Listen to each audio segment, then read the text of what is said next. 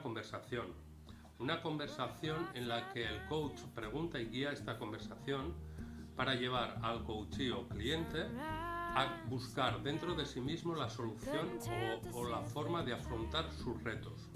Hola, me llamo María y colaboro con Afina realizando sesiones de coaching personal.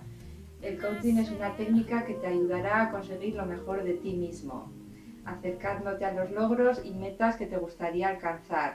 En las sesiones de coaching nos centraremos en aquello que deseas y es posible para ti, en lo que puedes mejorar y desarrollar, así que te animo a participar en estas sesiones. Las sesiones de coaching que ofrecemos María, Antonio y yo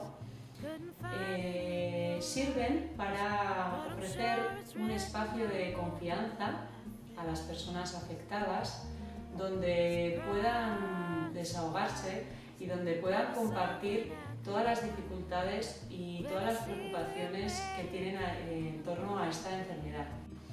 Sirve para que se conozcan mejor, para mejorar también las relaciones y la comunicación.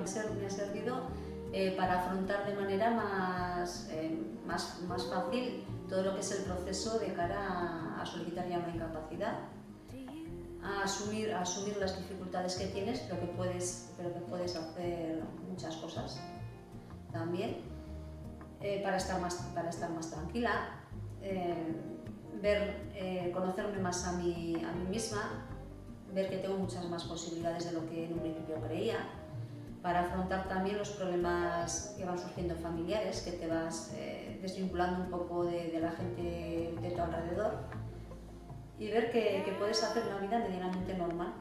Nosotros no hacemos un diagnóstico ni tratamos la enfermedad, simplemente les acompañamos para que puedan expresar sus emociones, para que puedan entender mejor lo que les pasa y para que vean también más posibilidades de cambio y de mejora en su vida y en su bienestar.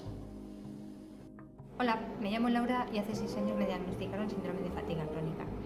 Después de un largo viaje y mucha incertidumbre, al final decidí recuperar un poquito de mi vida. Me dieron la oportunidad de recibir la ayuda de un coach.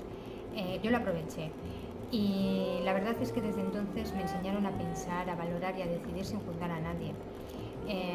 Ahora mismo me siento mucho mejor conmigo misma. Sé que se puede ser una más sin compadecerse. Yo os animo a que lo intentéis, merece la pena. Hola, me llamo Ani, llevo tiempo trabajando con Ainhoa.